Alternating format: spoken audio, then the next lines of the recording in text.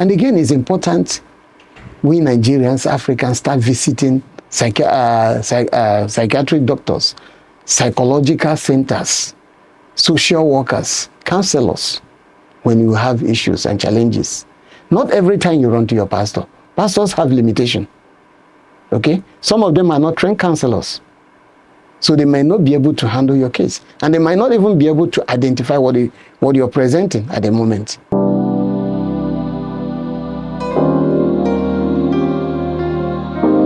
Welcome to Unfiltered, where we say it as it is. I am Emanuela Okechukwu. Our today's society is one where many men are expected to be unshaken, strong providers. But behind that mask, you find a storm of pain and fear. They go through the kind of silence that leads to broken relationships, substance abuse, and sometimes even suicide. Awesomely, we are in the Men's Mental Health Awareness Month, and today we dive into that often pushed aside topic. The side effects of them feeling like they can't cry because they will be seen as weaklings, or can't break down even when they are falling apart inside.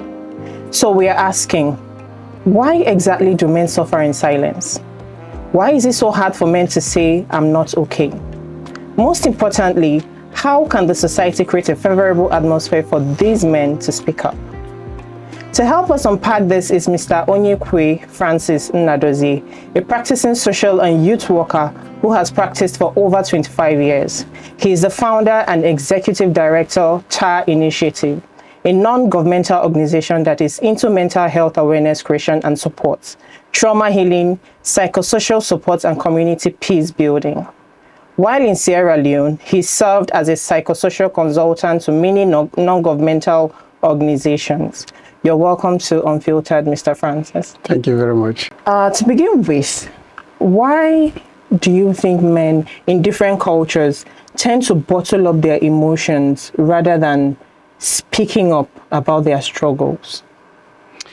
Yeah, I will come to that, but let me quickly address something. The generation we're in now, we're trying to change the narratives. We are not looking at a man or a woman, we are looking at a human being. In as much as men find it difficult to express themselves when it comes to mental health, you also have women who find it difficult to express themselves when it comes to mental health issues. Sure. Because mental health, when you mention about mental health in this part of the world, it's like a taboo. People don't want to accept. We are living in denial. You understand? Oh. So it's not about, it's not peculiar to men or women.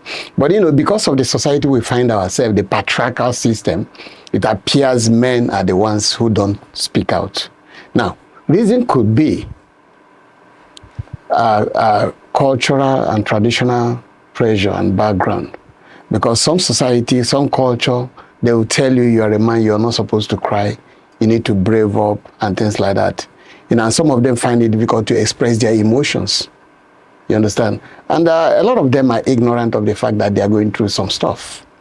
Okay? I watched a video yesterday on social media about a man who repairs generator. I forgot, John. He repairs generator with the hope that he will get money to build a house one day. But the money he never got. But he repairs generator until one day he fell down. And they took him to hospital and checked him. He was having a heart issue. After they discharged him, he continued. He was carrying generator out of the workshop to a client. He started feeling pain again on the chest. He went home and lied down. He didn't see the following day. Now, people came to testify that even some of the neighbors, he repaired generator free for them. Now, along the line, he never realized that he need to take care of himself. So, family always front. Self-care is not selfishness.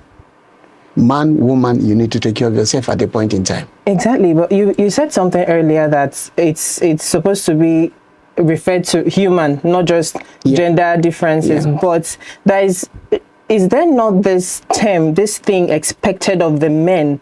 Because masculinity has its own concept and it has its own responsibilities. Then a female, we know women are the one who are married.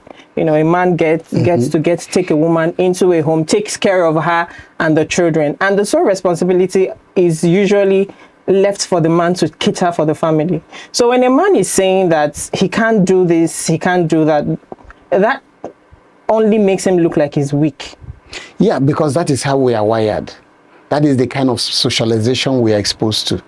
That is the kind of upbringing we find ourselves. our parents brought us up in the way that men are supposed to do this, women are supposed to do this, forgetting to realize that we are all human beings. Well, but it's a traditional thing. No, but the tradition cannot continue that way. You understand? With the society we find ourselves today, you see single parenthood, women taking care of their homes, taking responsibility of the children. You understand? So, I mean, if you can do that as a single mother, why can't you do it when you're together as a husband and wife? You understand? Okay, but that apart, we focus on men, because that's where your question is. The men, yes. Yeah. You know, like me, when I lost my father, the moment I entered the compound, I came back, the elders gathered around me. You know what they told me? You don't have to cry, you're a man. You have to brave it up. If you cry, your mother will cry, your other siblings will cry. I stomached it, I braved it up, not knowing that I was owing. Because when there is need for you to cry, because it's an emotion, you are responding to a demand and you refuse to respond, you are owing debt. One day something may trigger off and you see yourself crying, you burst out, and something that may not warrant you to cry. So let it be like a sensitization to all men out there that feel that they cannot cry. When there is need for you to cry, cry.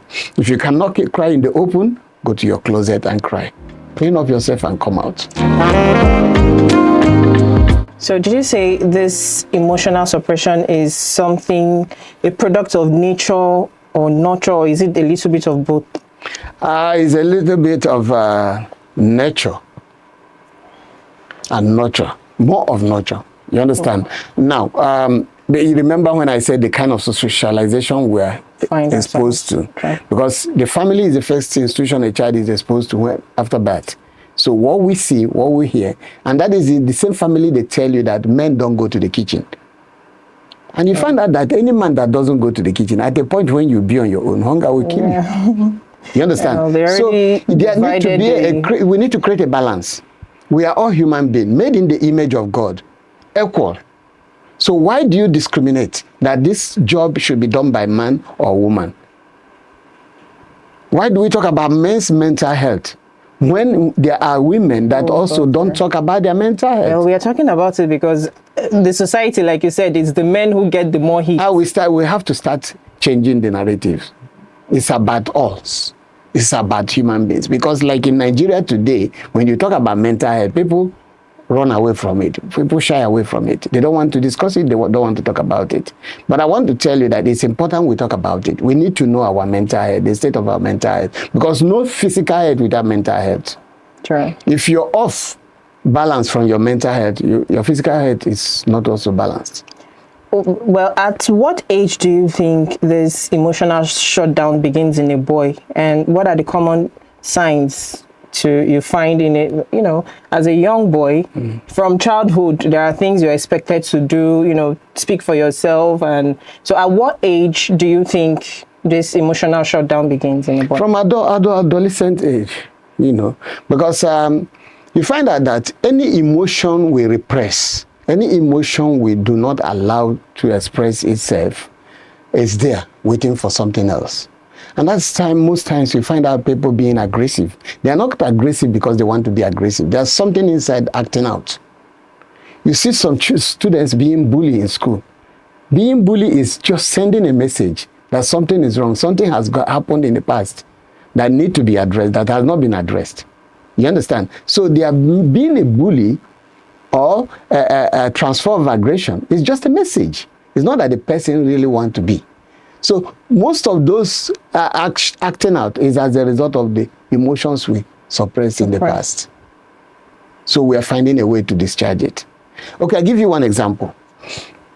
When our lives come to threat, when there's threat to our life, as we are here now, there's a threat to life. There are three things that will happen. Three responses: fight, flight, and freeze. It's either you take your flight, or you fight back, you confront it, or you freeze. Freezing means confused. You don't know where to go. You understand? But these three responses are not a choice of yours. Okay? Now, naturally, normally, as we are here now, there are energy build up in us.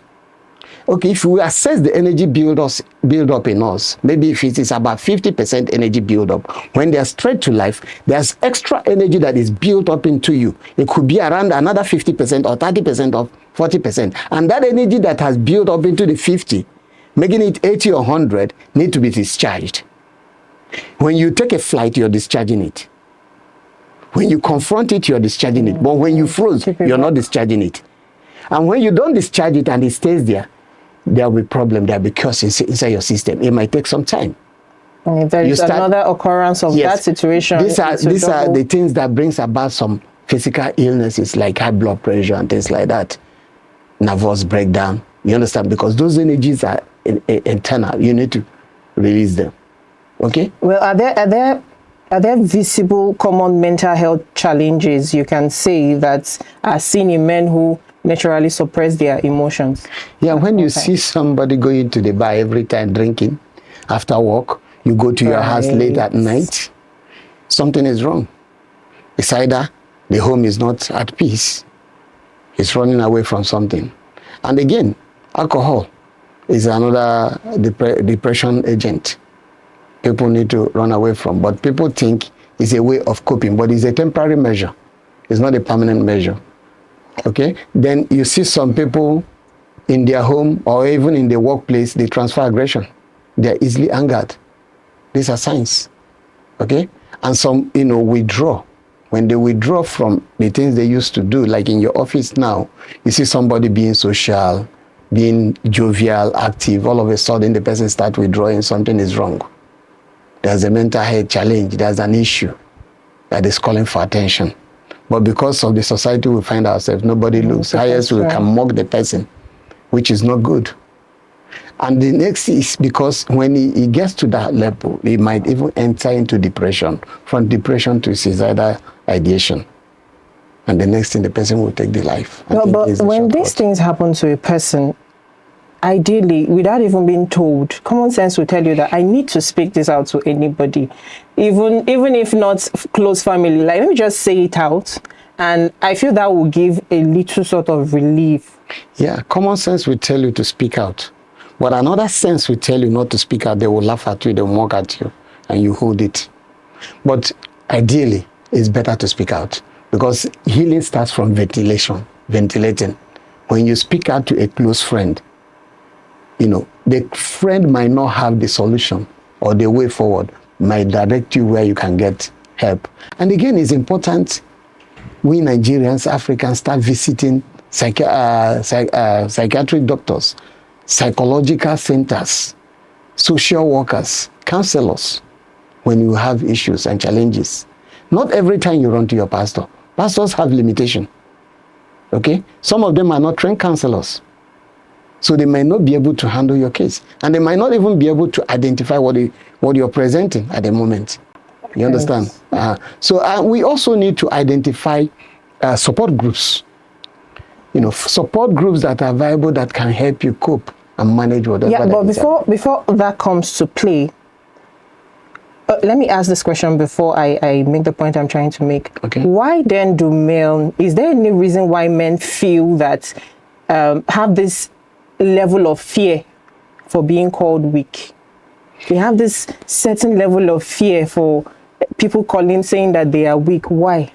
Yeah, I've said it before. It's this patriarchal system, the system we met ourselves and we found ourselves, especially in Africa. Men feel they are superior. Men feel they are in charge. And that is how it has been handed over to us, and we continue to run with it. You understand? So we are stronger vessels, while women are weaker vessels. Mm-hmm. But to me, I think we are all human beings. We need to create a balance in whatever we do, and navigate through the life in a positive manner, not a negative manner. Because when you get to that point, when you start hearing voices of negative voices, there's danger. And that brings me to suicide. Yeah. The rate of suicide in men. Is it only in men? Even in women.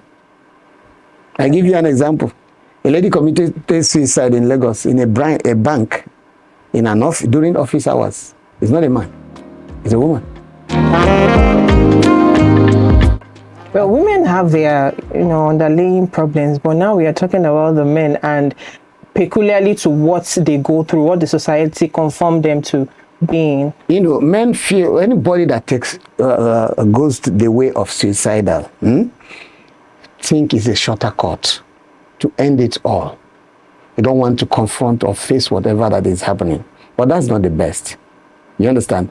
Because in every situation, it's just like when you get to your house. I keep telling people this, and you meet a snake or cobra in your room. You run away. When you come back, you stay there. So what do? You devise a means of getting it out or killing it. Am I right? Sure. So why run away from the problem? If there are issues, find a way to handle it. If you can't handle it on your own, look for professionals. There are people that are meant for that. And at that point that they are thinking suicide, they don't think about anything else, like family, children, people they are leaving behind. They don't have a space of that thought in their mind while they are thinking suicide. They may have, but the fact remains that voice keep telling them negative things. And when the other voice comes about your family, what will happen to your family? The negative voice will tell you, have you been useful to them? So what's the essence of existence?